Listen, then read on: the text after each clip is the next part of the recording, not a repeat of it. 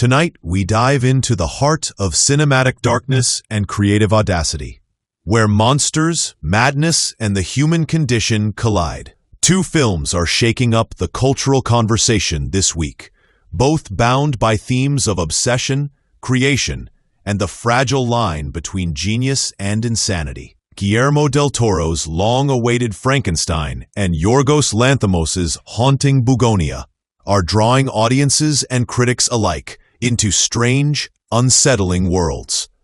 On one side, a lavish retelling of Mary Shelley's Gothic classic. On the other, a disturbing, modern parable about paranoia and control. Both films challenge how far filmmakers and their characters will go in their pursuit of truth, beauty, and meaning. And in both, the result is unforgettable, if not entirely comfortable. Let's start with Frankenstein, a passion project that has lived in Guillermo del Toro's imagination for decades. Known for his fascination with monsters who mirror our humanity, del Toro approaches Shelley's timeless tale with reverence and invention. His Frankenstein is not the green-skinned caricature of pop culture, but a tragic epic about creation, guilt, and moral decay. Oscar Isaac takes on the role of Victor Frankenstein, embodying a man both brilliant and broken. Driven by his desire to master life and death, Jacob Elordi, in an inspired piece of casting, portrays the creature, towering, elegant, and painfully aware of his own unnatural existence. Their dynamic becomes the heart of the film, two beings bound by ambition and loneliness, creator and creation, trapped in a cycle of obsession and despair. Del Toro's adaptation is sumptuous, from its candlelit laboratories to the snow-capped mountains of exile. Every frame is steeped in Gothic grandeur. But for all its beauty, the film isn't afraid to confront horror head-on. Limbs, organs, the tactile grotesque, it's all there, grounded in physicality rather than shock.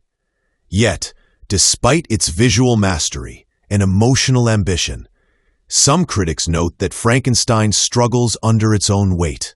The pacing falters midway through, and the emotional through line sometimes gets lost in the spectacle. Even so, del Toro's hand is unmistakable, empathetic, meticulous, and unflinching.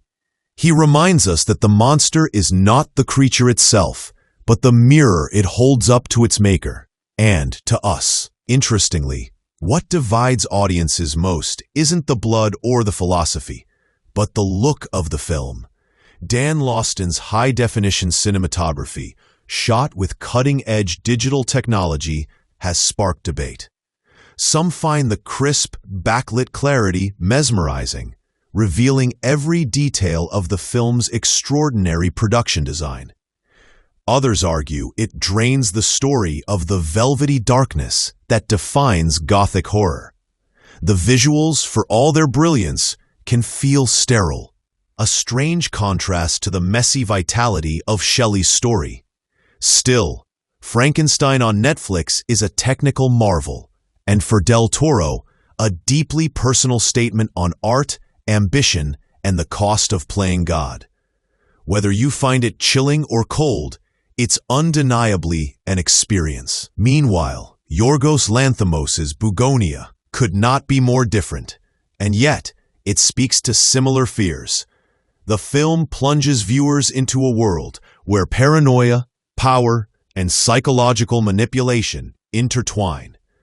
Emma Stone stars as a powerful CEO abducted by a group of conspiracy theorists who claim to be saving her from a corporate cover-up.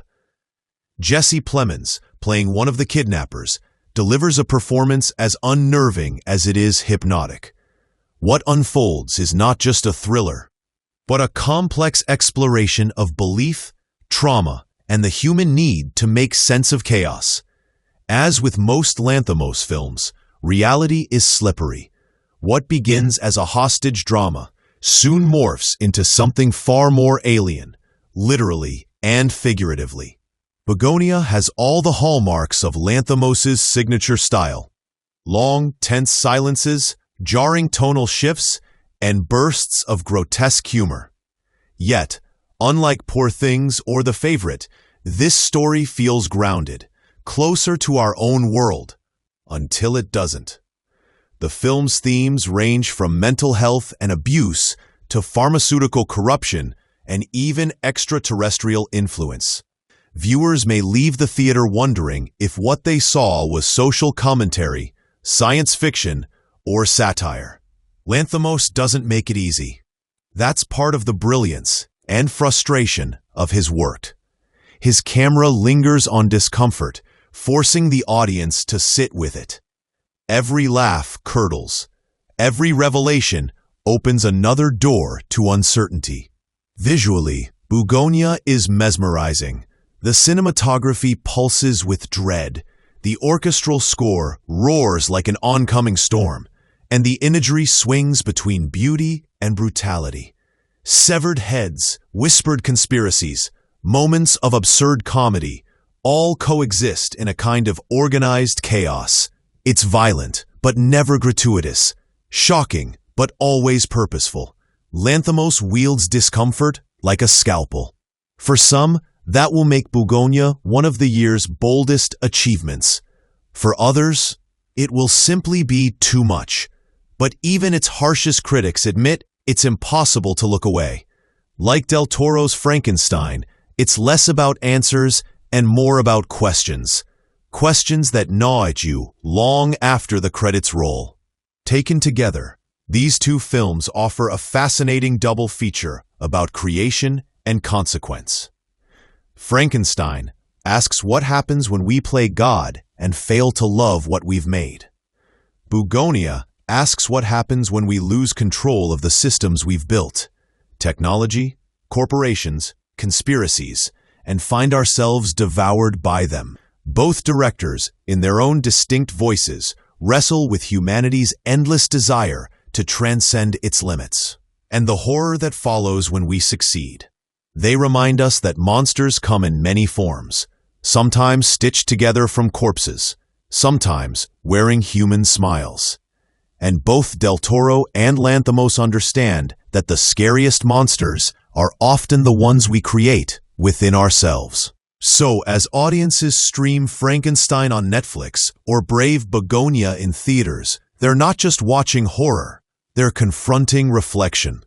These are films that dare to unsettle, to provoke, and to challenge what cinema can be. They stand as proof that even in an age of sequels and spectacle, true artistry still finds its way to the screen.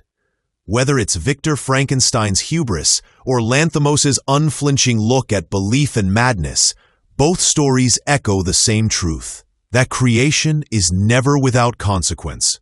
Perhaps that's the lesson for all of us, that in trying to master the forces of life, love, and technology, we might just awaken something far more terrifying, ourselves.